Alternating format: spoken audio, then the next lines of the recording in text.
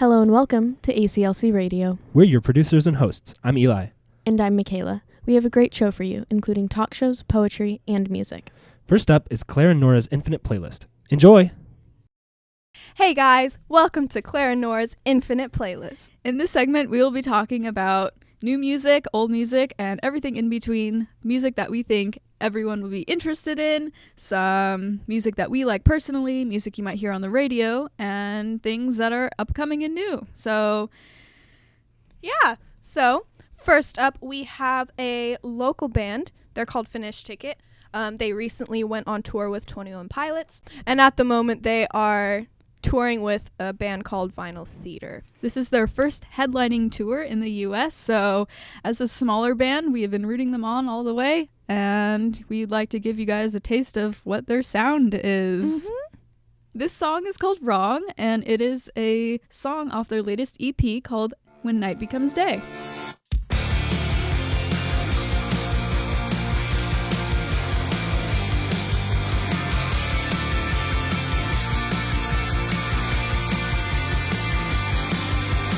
Hard to explain what a feeling I found between hope and a doubt that holds me to the ground.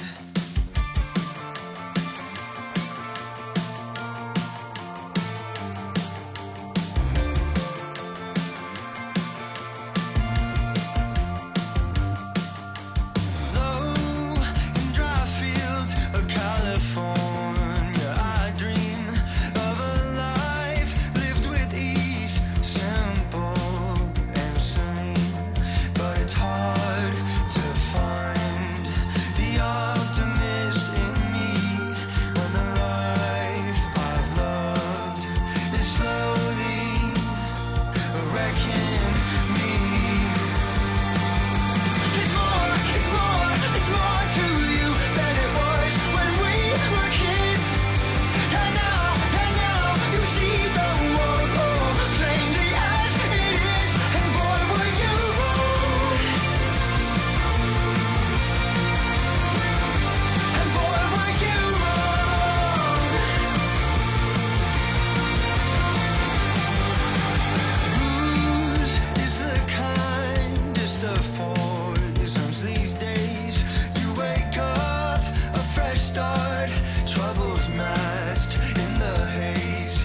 But it's hard to find the optimist in me when the life I've loved is slowly wrecking me. It's more to you than it was when we were kids. And now you see the world plainly as it is. And boy, were you wrong. And boy, were you wrong.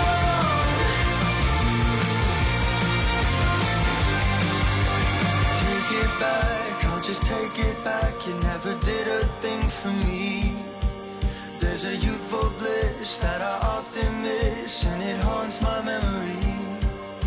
'Cause it's a life that's lived away through my own two hands. Through my own two hands. It's more to you than it was when we were kids.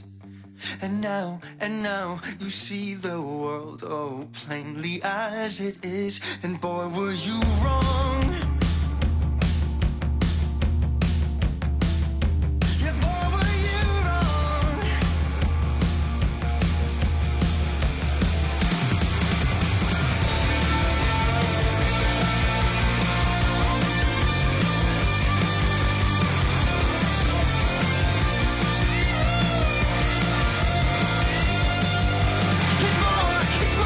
It's more to you than it was when we were kids.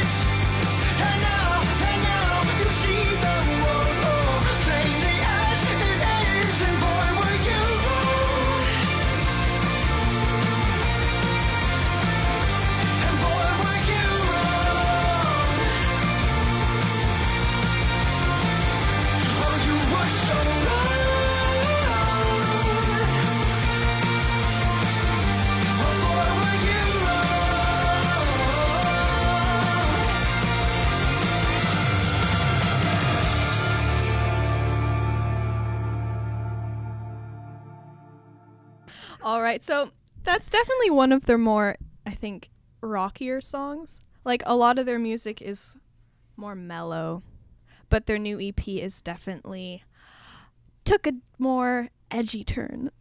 So if the name Finish Ticket sounds familiar to you, that may be because Finish Ticket is actually a band that came out of Alameda.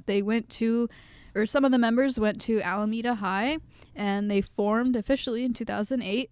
So yeah, they have their debut album out. It's called Tears You Apart, and they have recently released an EP called When Night Becomes Day. So check them out. Support your Local bands. Our next featured artist for the day is called Churches. They are a band from Scotland. They recently played at Live 105's annual winter concert called Not So Silent Night. Churches has 2 albums out at the moment, and they are now on tour for their second album called Every Open Eye. And they actually are touring in the US right now and are playing a show at the Fox Theater in Oakland on April 19th, I think, but it's sold out. So if you can get tickets, that would be cool because they're awesome live. So we are going to play Leave a Trace. It is one of their singles from their new album.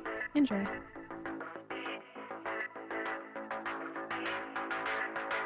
I gave up on time, just like you said you would. There are tiny cracks of light underneath me, and you say I got it wrong. But I try hard to uncover them. I have somehow got away with everything. Anything you ever did was strictly by design, but you got it wrong. And I go anywhere but there. And you have this belief that you're gonna build what I don't need. And I know I need to feel relief. And I know you'll never fall, but I believe nothing that I'm told. And I know I need to feel relief. I know I need to feel release. Take care to tell it just as it was. Take care to tell me for the cause. I need to feel release. Take care to bury all that you can. Take care to leave a trace of a man. I will show restraint, just like we said we should. You think I'll apologize for things I left behind, but you got it wrong. And I'm as sane as I ever was.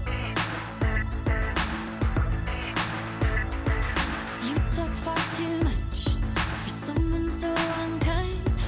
I will wipe this all off from my skin, and I'll admit that I got it wrong. And there is gray between the lines. And you have this belief that you're gonna build what I don't need. And I know I need to feel relief. And I know you'll never fall, but I believe nothing that I'm told. And I know I need to feel relief. I know I need to feel release. Take care to tell it just as it was. Take care to tell me for the cause. I know I need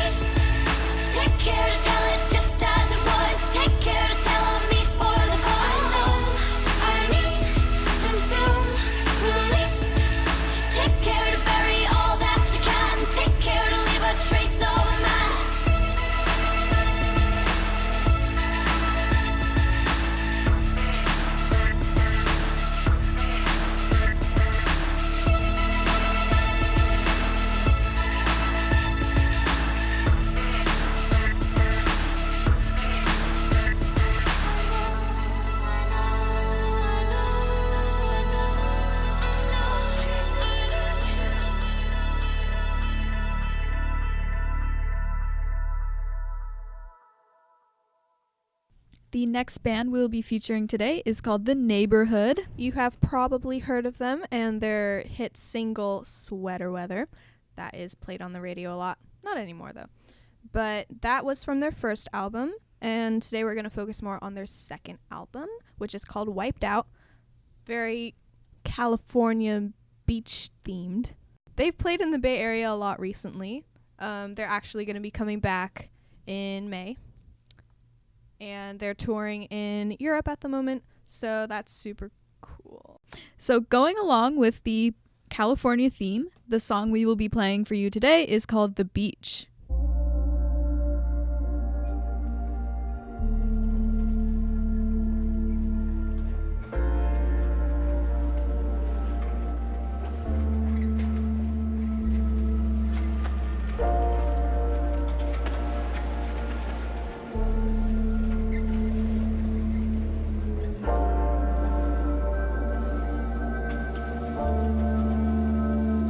If I told you that I loved you, tell me what would you say? If I told you that I hated you, would you go away?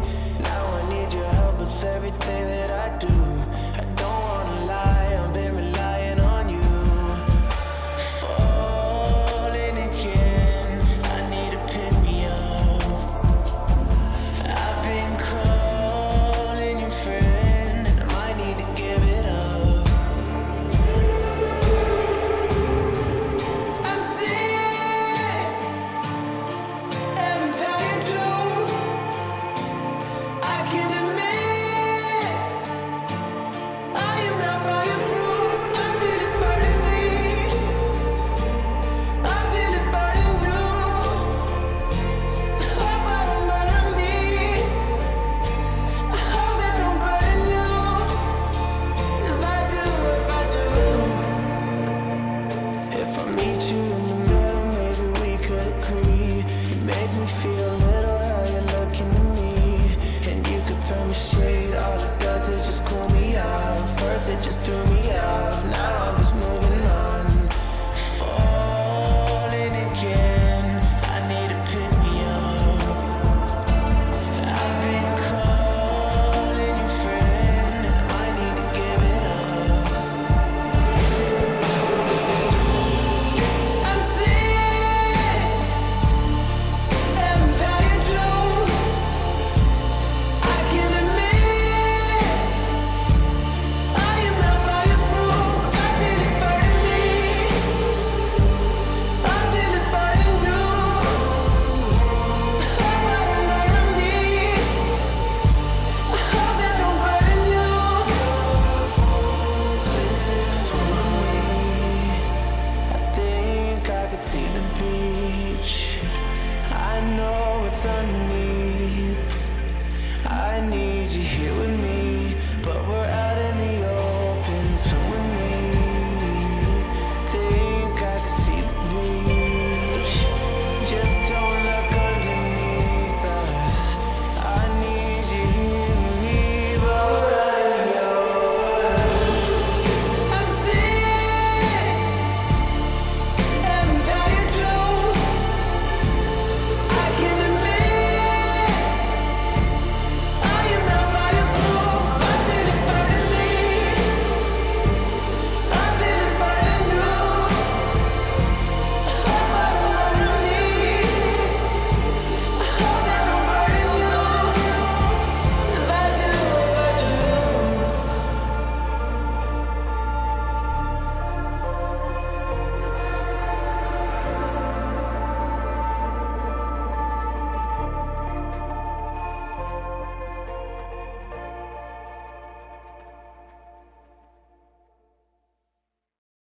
We hope you enjoyed that segment on ACLC Radio. Up next is The Crust, a talk show with Hank and Justin. The views expressed in this segment are those of the show hosts and do not express those of Alameda Community Learning Center or ACLC Radio. Welcome to The Crust. With Justin Stewart and Hank Smith. We Guest are star. we are your hosts today, and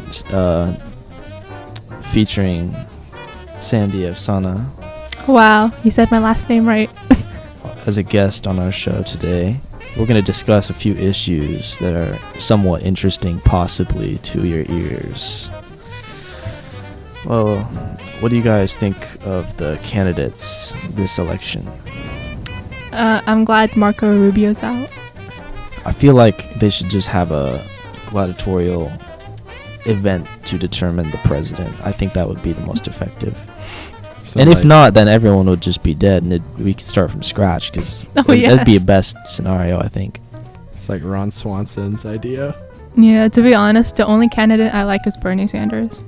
I'm pretty much there with you, just because I think he's a little bit socialist for my taste, but I don't even know what is anything anymore. Like, all these candidates are just awful, so I would agree with you. I do like some of what he said, specifically regarding like college tuition and things like that. Every young person, of course, probably feels that way. And universal health care. What about Hillary, though? And what about Donald Trump, of course? Oh, okay. Donald Trump. I'm very surprised that he has like 54% of the votes. I think that's just because a lot of like rednecks replicate a lot, kind of like cancer in a similar way. Cells replicate, it corrupts other cells. These rednecks are born. Yeah, I definitely feel it. I see, like, remember the Occupy movement? You had like a whole bunch of people out there. They were sort of like protesting, and they didn't even really know what they were protesting about. It's true. There's these people out here, and they just sort of believe whatever is written on the wall, and they don't really investigate for themselves. That's on both sides, though. I mean, I'm criticizing rednecks here, but there's these super liberals and these super social conservatives. justice warriors. These social justice warriors, and the other side of this. There's these people who go out and say just these offensive things, and I say either extreme. Like, what are you doing? Like, my life doesn't revolve around these politics. I live in this country, so of course it's going to impact me, but people who spend their like lives, energy devoting it to like trashing people, especially with these like childish schemes, like talking about Obama being Satan or Antichrist. It's ridiculous. I think it's a huge waste of people's time and energy. There's this conspiracy theory I found on YouTube that says Donald Trump is secretly a Democrat. And the reason why he's running for the Republicans is to make sure they look bad. What if he wins but then just drops out? Like, because I think I would believe that, except for the fact that I think he's running really just for himself. Like, I don't think he's really thinking about it from a broad enough perspective to think about trashing the Republicans. Because, I mean, even if he wasn't in the Republican race, it wouldn't look very good for them, just because they're not very good speakers. And their issues are, like, I don't know, they just don't really have very good arguments, I think. But he's really just doing it for himself. It's like a boost of his credit. And the tax write-offs, man. Well, like, if you go on Google, for example, you type in the D key from the search bar, Donald Trump is the first result that comes up. And of course, he's loving that. That's really just why he's running for president, because he knows people hate him. He loves that. He loves that they hate him, and it just drives his ego. I'm pretty sure there are some people who are willing to assassinate him if he does become president. I definitely would not doubt that. Yeah. He's going to bring a lot of problems to Riots. people. He's going to unite us all, in that we'll all have a lot more problems as Americans and as all the different races, just because of what, his presidential actions. Because he's talking about deporting Mexicans and Muslims, and of course, he's not fond of anyone. He's just a selfish, terrible person, and a selfish, terrible person really just doesn't treat any group or individual very well. Speaking of Donald Trump, let's talk about some stuff that sucks. Okay. Definitely. What do you think sucks most in the world or in your life? Not having money, I would say. The threatening power of ISIS. That really scares me. I feel like all these issues, they're like the American image today. You live in America and you think, well, I don't have enough money, I'm going to starve to death, or I can't go to college and I'll be, it's even, some people think it's worse than death. Oh, I won't be able to live up, everyone will just think of me so badly, and it's all about, reputation, like Casio. Indeed. But think about it, there's all this stuff that's out here, and it's just coming to get you. You're talking about ISIS, you've got gang violence, you've got like the KKK, you've got all these awful groups, and then you've got like the man society trying to pin you down even within your own country. But I think a lot of that's sort of pessimistic views, because I think really you're just living until you die. You're gonna die one day, but everyone's, some people have died. I've lived longer than some people. We're just living our lives, so we're just doing what we're doing. You could learn an instrument, you could play a sport, you could jump off a cliff, you could win a Darwin Award.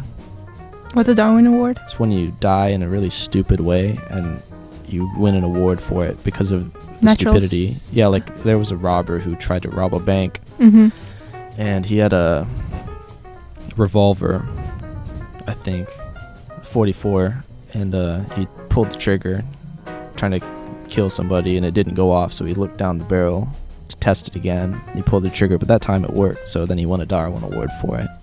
Wow, Mother Nature. Yeah, it's good to have a little natural selection in the game. I think it weeds out the stupid ones, or the inefficient ones. It's survival of the fittest. So, I'm not saying I'm better than anyone else. If I get hit by a car today, I invite you all to come to my funeral and point fingers and laugh at my corpse at the open viewing casket. I definitely feel it.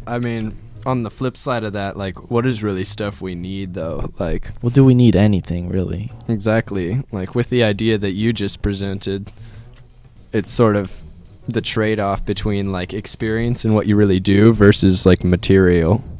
And I sort of feel like it's life experience is what we really need. Like, avoid those Darwin happenings. The natural selection shouldn't get you if you use your brain, like. But then an alternate scenario, this is sort of from the individual perspective. You're surviving yourself, but you have to also think you're part of another society. And I think part of being in a society is being courteous to the others within that society. Because if you're just yourself and you're selfish, and we talked about this revolves around Donald Trump or just people out there, stingy people who screw other people over. I think being clean is an important part of being a cohesive component of society. Because if you don't wash yourself, just the other day stumbled across a middle schooler who just smelled awful. He smelled like onions. And I think we need to have, they're busy teaching about like reproductive education, things like that. But I remember in 5th grade they taught us not about that so much as first just talking about when you get musty and you smell disgusting, wear some deodorant and wash yourself. But I think they're slacking on that a little bit with these kids. They're forgetting, because it's overlooked, because it's not as important as, teen pregnancy and issues like that. Of course, it's understandable. Those should be talked about and taught, so you don't have this big problem. But it really does present another problem if people just don't wash themselves. If you're crusty, and that's why this show's called The Crust, because this life is just full of that exactly. I think Dell said it perfectly. It's true. If you must, check it out. Both Sides of the Brain, released 2000, I believe, Hyro Imperium Records. It's a very good CD. And it talks all about the crust. The crust.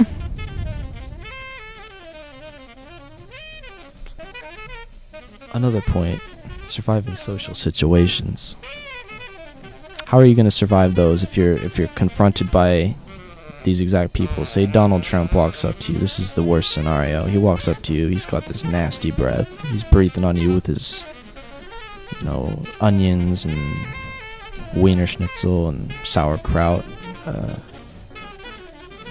chilies maybe, I don't know, anything that makes your breath stink, garlic especially. Oh man, asparagus. Asparagus and garlic and onions. And he's talking to you, he's talking about deporting your family or whatever.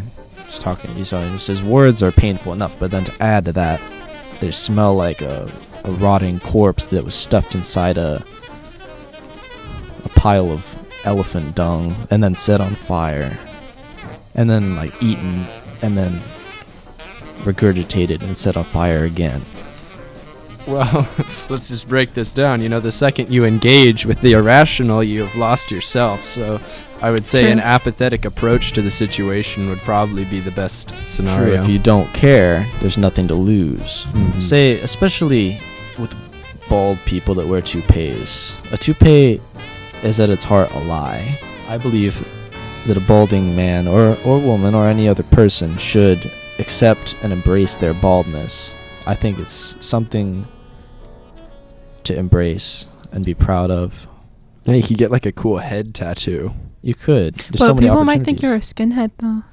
Well, that's the thing. You shouldn't shave the sides of your head. Well, some people can, though. I mean, especially, like Vin Diesel, the Vin Diesel look. You have to manage that. You don't want to... There's a fine line between Vin Diesel and a skinhead, but I think some of it has to do with bodybuilding. Some of it has to do... Of course, Vin Diesel's mixed race. He's not fully white. If you're super pale, you should not shave your whole head because you probably look like a Nazi. It's just... It's not a good look. Then on the other hand, like... We gotta tie back to this point of apathy. Like, as long as you know you're not a skinhead, like, who cares what other people think? True. Moral of the story, don't care, but don't be a skinhead also, because nobody likes skinheads. Let's just be real. So by not caring, you avoid really just a lot of the trials and tribulations of life. Even the Buddha suggested not caring. He said something to the effect of, if you release yourself from all your desires and your cares, you will live a content life. And of course, that's paraphrasing, I'm butchering it, but he said in his essays, I believe it was Thirst. Oh my God. It's a very good essay on the topic. And it really applies. The Buddha was around a while ago. I'll say he was around a couple minutes past. And his words still ring true.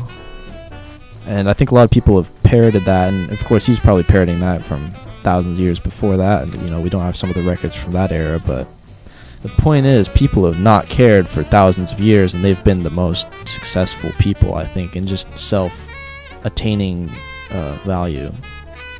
Because, people out here are hustling for money. We're just talking about money. We want money. You want money, of course. Your mother wants money. But more than that, you want something to just satisfy you, so that when you're sleeping, or when you're up at night actually, and you wake up from sleeping, you're not dissatisfied with your life choices. And not caring is the key to that. But not caring, I say that, but you might take it to mean not caring about anything. But you have to care about not caring, and then care about yourself. You're not caring about anything else, but you care about something. Right, but not something stupid. Just something. That's all the time we have for you on The Crust today, so go do something with your life. Or don't. Just do something. Don't be musty. Exactly. Thanks, Hake and Justin. Now it's time for some poetry. Up next is a selection of poems from ACLC's own Mighty Pens. You're listening to ACLC Radio. Hello. Here with us today we have the Mighty Pens Poetry Club of ACLC. This is the 6th year the Mighty Pens have been meeting and writing together. Up for us first is Eleanor Dodds, a 12th grader at ACLC, who was in the first year of Poetry Club when she was in 7th grade, and she will be reading Mirror. Mirror. I communicate with clear strands, coursing through me, reflecting thoughts, mimicking movements, creating illusions, admiring the moon's flower from afar. Thank you, Ellie. Up next is Kathy Dana. She is the creative expressions and creative writing facilitator here at ACLC. And she recently came out with her first ever book of poetry. It's entitled My Dad Believed in Love, and it's a look at her father throughout the years through his eyes and her own in the form of poetry. She will be reading from that today, a poem called A Vow. This poem is to my dad when he was a boy. You were only 12, small for your age when it happened. that fateful 1935 bike ride in Kings Point. Riding with a friend, you turned for a moment, looked back and saw trouble. Your friend, the gentle one with Down syndrome, harassed by 6 strangers, 6 bullies in a foreign territory, your defenseless friend in danger. You hesitated, gripped by fear, paralyzed by indecision, knowing the right thing to do, yet unable to do it, watching helpless as your best friend rode up, dispersed the bullies, protected your friend, rescued the day, not recognizing that his courage, his actions, pitched you into a black hole of dishonor and disgrace. Not by your own volition, but by life's demand. You had come face to face with fear, then shame, and at the moment of truth, somehow you looked unflinchingly into the depths of your own soul, cringing when you saw cowardice. In despair, witness to your own weakness, falling desperately short of your ideals, through that wrenching willingness to look inside, you came out the other side, changed, newborn. Out of your very essence of vision crystallized a vow to never abandon a defenseless one, never back down from a fight, no matter what the odds or cost. You became champion of the defenseless. Though you were smaller than most, you gained a reputation in high school. Bullying halted abruptly if you were around. Finishing school, you became a medic in World War II, tending the wounded. After the war, you became a school psychologist, the children's advocate. After a massive heart attack ended your independence, your carefree, happy bachelor days, you became a resident at the Elders Inn. They tell me you defended the shy, the quiet folk those 2.5 years. Into your 80s, you defended the defenseless, true to your vow to the very end. Thank you so much, Kathy. Next up, I will be reading a poem. My name is Sophia Moore. I am a senior here at ACLC, and Ellie and I last year were Poets Laureate Emeritus. This piece is called 9:30 p.m. I can't hear a thing when the windows shatter. Thick walls to keep me inside, palms open wide, but I can't seem to let go. I am here.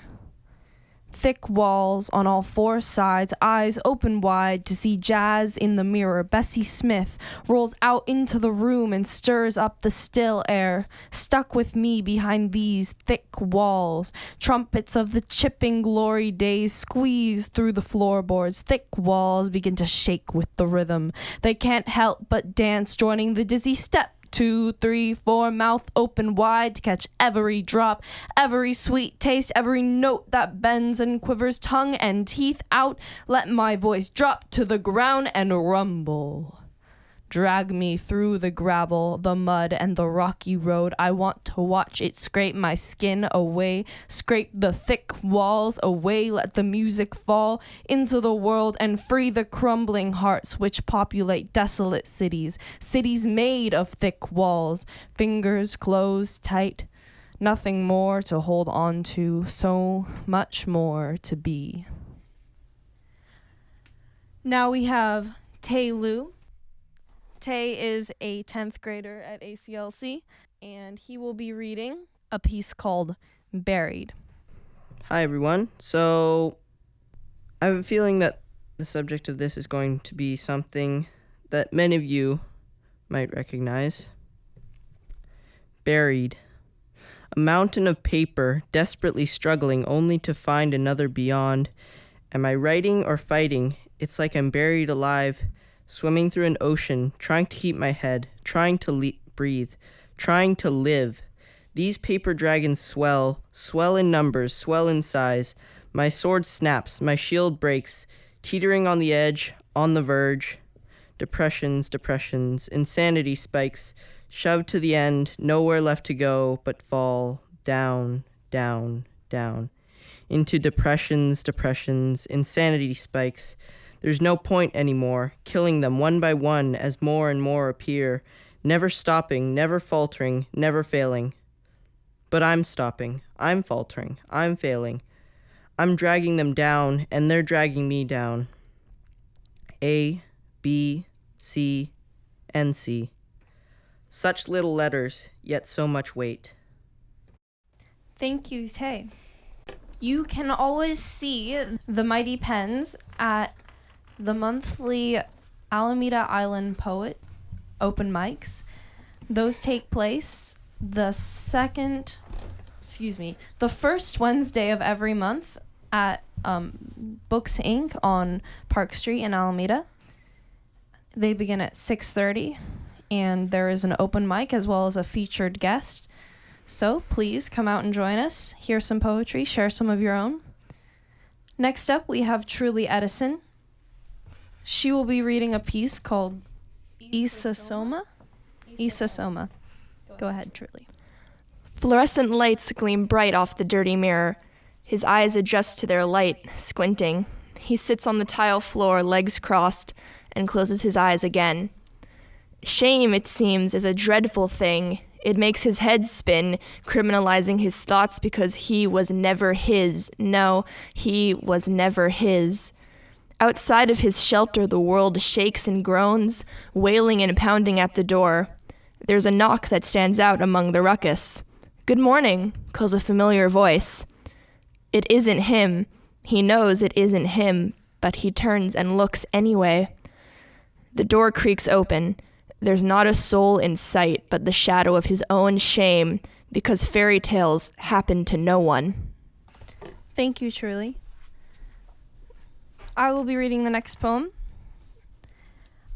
Again, my name is Sophia Moore, and for my senior project this year, I am holding a poetry slam, the first ever ACLC poetry slam. This will be in the beginning of May, so stay tuned for that. Okay, this piece is called Rhyme of the Year.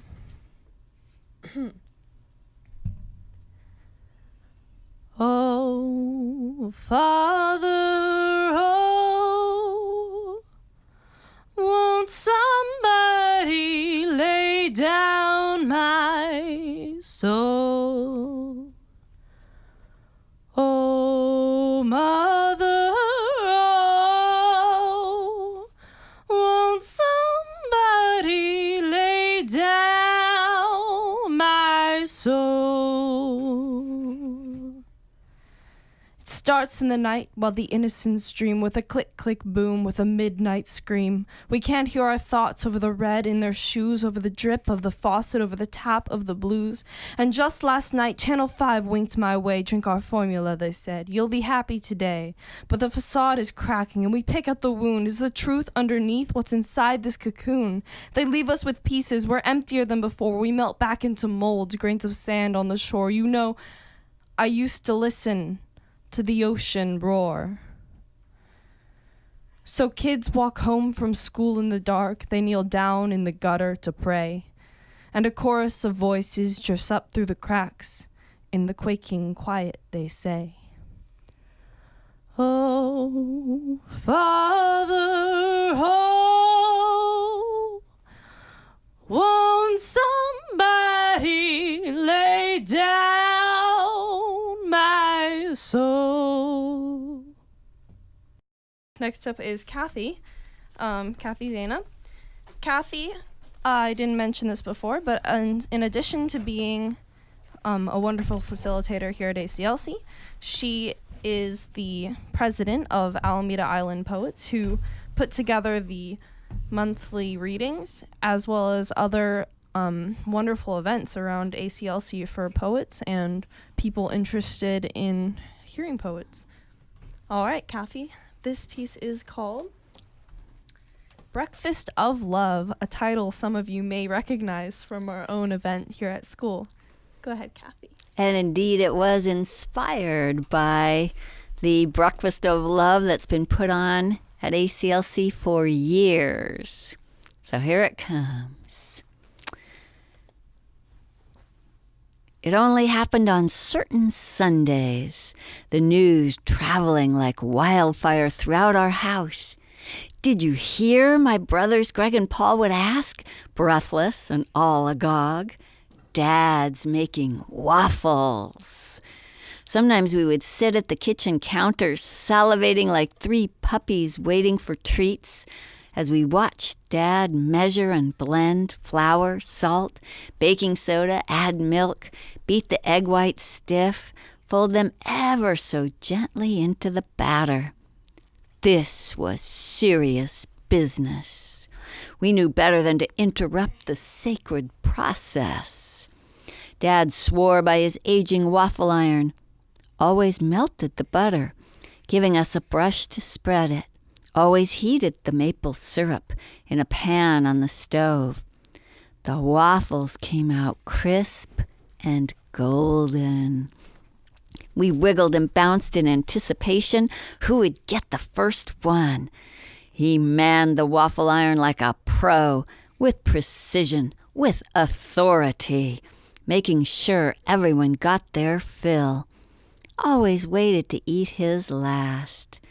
Each of us had to wash our own plate and silverware, basking in waffle afterglow.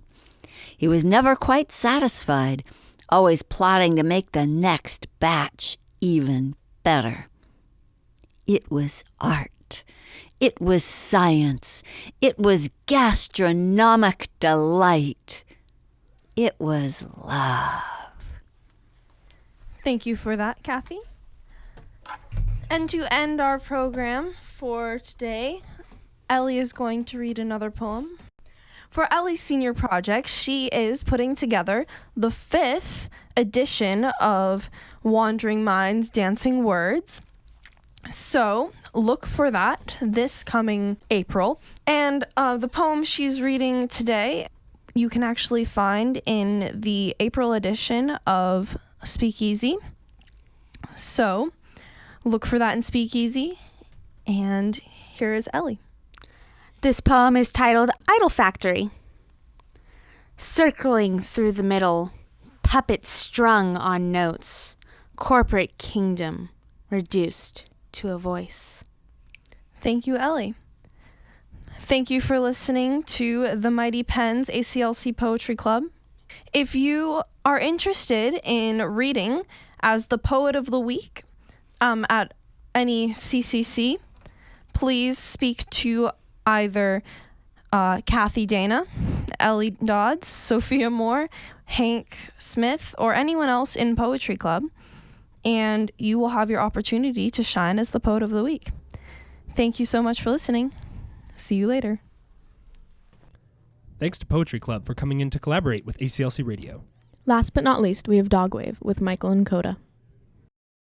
Rising Cave, the Raisin Man.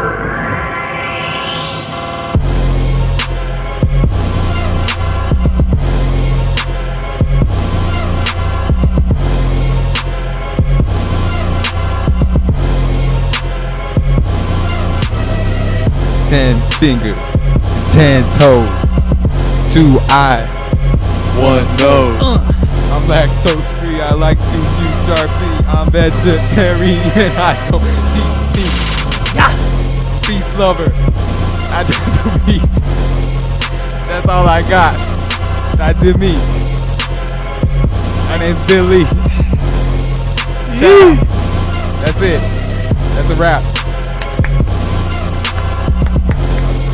Great, everybody give it up to our special guest, Billy Chow. I'm not actually a vegetarian. He's not that special either. Yes. Beautiful freestyle, man. Man, it really makes me appreciate what we do here at ACLC Radio. So, all 3 of us, actually all 5 of us in this room, if I can count. 5. All right, all of us are seniors. I know you two guys, you three actually, have been here for what, since 6th grade? Yeah. I've been here since 7th grade. I went to NIA for the first year. How do you guys feel about that? What are your fondest memories of being at ACLC? I think I can definitely think about, like, my main thought is about the seniors, and like the class of 2010. My older brother was a part of that, Alex Banks, and him and all his friends of other seniors and most of the other high schoolers too. They really made me comfortable at this school. And you remember like a specific moment, like, I don't know, someone gave you some candy or whatever. Let's see. There's like so many different moments, and some of them are inappropriate, so I can't bring up. But what about like what's it called? Was it Simon's band that used to perform in the center? Dog? No, something fish. Something fish. Was it Dogfish? Superfish. I kind of remember that. Was it Superfish? I swear There was a Superfish band was like called, you know those default like Windows music stuff that you have? I swear like Superfish is one of those songs. There was a band Horn Dog for sure. Who was in the band? It was Jake D'Amato. Yeah. Was he? I could see Yeah, that. he was the drummer, I think. Simon. Was JT in it? I don't remember who the third person was. They played at NIA one time when I was still there. Ooh. Speaking of NIA's completely different now. Like, I went there for 6th grade. That was their first year. 2010. It's like, it's completely different. 2016. You know what's really cool that they have at NIA? There's this thing called Boame. I don't know. Is that a foreign language? It or is a foreign something? language. Okay. It's some African language, but basically it's like long. It's really long. It's a phrase, and it's basically where you're kind of assigned a younger learner, and they have like lower village, right? So they have K through 5, and you're assigned a learner that's a lot younger than you, and you basically like it's kind of like a class where you do TAing, but like you're both really young. I was in 6th grade. I was paired up with this one kindergartner. She was really mean, actually. And so we had to like name tags. She would always punch it. And I was a bit chubby back then. I was called Fat by the little kid. Ooh, Fat. That guy got creative. I don't know why, but that's like one of the most, and that was in 6th Fond grade. That's memories? middle school years. That was one of my favorite moments for some reason. No. Like, she wouldn't follow the lines either. So like when we were going to places, she would just stand there, and so I would end up having to carry her everywhere when we were doing stuff in that class. But I don't know, for the duration of that year while I was in NIA, we got along eventually, and she introduced me to her little brother, or not little brother, her brother, her cousin and whatnot. It was like a weird thing. So at first when I went to NIA, so I originally applied for ACLC and whatnot. I know it sounds like college, right? Applying for stuff. It was really sad because I went to elementary school with a lot of people, right? And they went to ACLC. And I think I didn't get like drawn for ACLC. I don't know how it worked back then, but I went to NIA instead, and it was like the first year of middle school. And because like ACLC and NIA, they're special. It was basically like the first year of after elementary and whatnot. Right. I was kind of sad because first of all, NIA was a new school, right? Right. It was completely new school. Completely new ideas and whatnot, but made completely new friends there. Like, and originally, you know, I was totally sad that I didn't have like friends there already, because like most of the people that I knew went to ACLC. But afterwards, after that 6th grade year, is really interesting. My mom told me, okay, so I know originally you wanted to go to ACLC, so guess what? You're going to ACLC. And I was like, what? I just made friends here, Mom. What are you doing? And so yeah, 7th grade was kind of weird. Yeah. It's like, again, going into a new school. Yeah, I mean, at least this time, I knew people, but people were different, you know? What do you mean? It's like, even if you were originally, like, someone's friend for a while, and then it's like a gap year, and you come back, and it's Just like, say my name, Billy. Yeah. It's, like, completely different, you know? I Talking feel about like... the hair. I feel like although I've been here since 7th grade, there's a really interesting connection between all the learners who have been here since 6th, you know? So that's what I'm trying to get you guys to talk about. Are you saying that people grew up?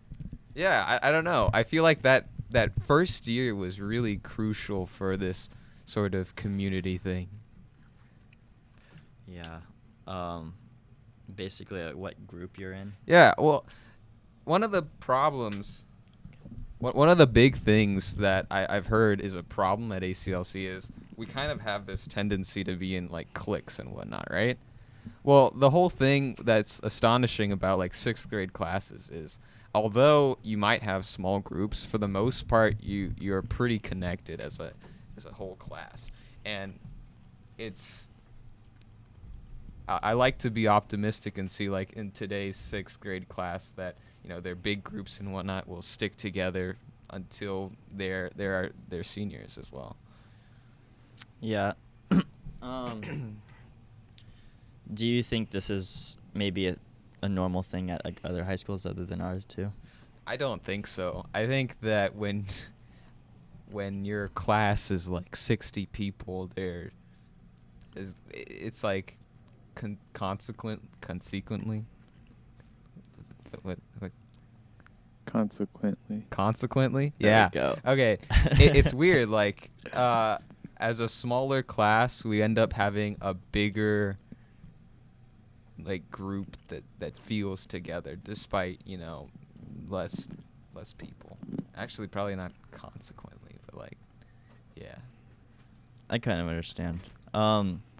Like, I remember in 6th grade we had 6-7 humanities with Julian, and so that also made us not only stay in, like, in our own, like, clique of, like, 6th graders, but also with 7th graders, which I find is, like, incredibly helpful for getting kids to step out of, like, their age range. Do we still have a 6th and 7th grade class? I'm not I think sure. they're Humanities? Yeah, I think they're separated now. I think they are. It's kind of sad. I blame Julian. Yeah, Having Julian. a baby. Yeah. Was he a father? What's he doing? You know, I actually once asked Julian, "Hey, do you want children?" He was like, How old were you? I don't know. I was probably in, like, 9th or 10th. When you TA'd? Yeah. Well. Huh? Were you hitting on him? No. No. I think we were talking about my dog or something like that. Can't I be was just called a asking dog. him. Oh, yeah. My dog. Your imitation cute golden retriever. Hey, I was playing with him yesterday. He was really nice. I was watching, so, you know, the Hamilton performance at the White House? I was watching that, and I was just sitting next to Bobby, my dog, and I was just petting him. Inside? Oh, no. He was outside. I was inside. So you were sitting by your door? Yeah. All right. You want to talk about my relationship with my dog? No, that's a dark path. And let's go back to We school. can't put that on the radio. All Yeah. right, school. What were we talking about? Yeah, I was really... I think I was really snarky when I was, like, in 9th and 10th grade. But, like, Still by are. 11th... Huh? Still are snarky. Okay, You thanks. can't grow anyways, out of that. by 11th grade, I was, like... It was probably in some junior meeting or something. Probably 10th grade, actually. Or maybe freshman. I don't know, man. Some time ago. It was like this astonishing realization when we were in some sort of junior or sophomore meeting that it's like, wow, we're actually one big group. That's really weird. Yeah? Because we don't get anything done in senior sem. Stop snitching. It's weird. Do you think there was like any point in time where we were like really strong compared to where we are now? I thought we were really strong in sophomore year. I think that the fact that we felt as if the seniors at that time were oppressing us was was a good flag to just rally under for us sophomores. You know? So who can we attack now that we're at the top?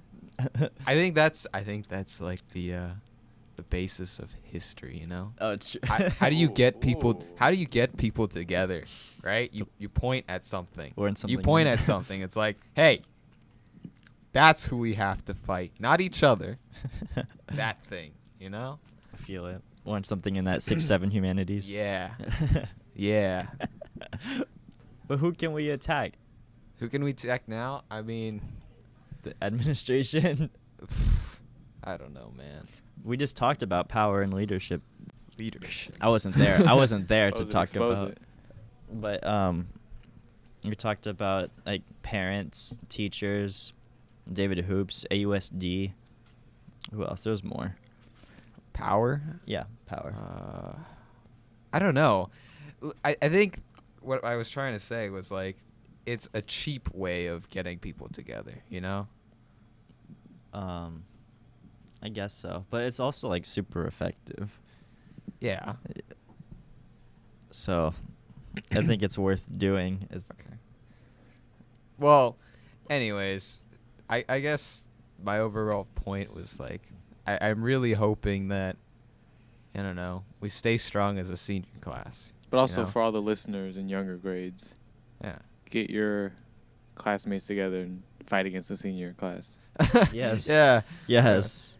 It's a weird thing. In high school, you're not like, it's not like you're in college, you know. In college, and not that I'm speaking from experience, but it's like you're all going towards a similar major, maybe, you know. You're in a similar department and whatnot.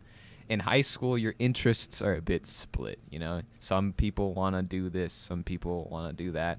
And so it's really crucial that you find like a good glue to stick each other with, you know. So I guess the message would be work together instead of against each other. Because if you're going to make any progress, you should be working as a team, and also starting like early to fundraise and to decide what your goals are. Because still today, we are having issues. Not to snitch, it just makes sense that you're going to have issues if you start late on certain things. So, Unify. Yeah. Turdo. I'm Michael. I'm Coda. I'm Billy. You sound so sad. You're a special guest. Anyway. I don't feel very special. But anyways, do I say? Yeah, okay. I guess I get to say it. Thanks for listening. That's all for today. Stay tuned for new segments soon. If you have any questions or comments or want to have your own show, make sure to email us at aclcradio@gmail.com. Thanks for listening.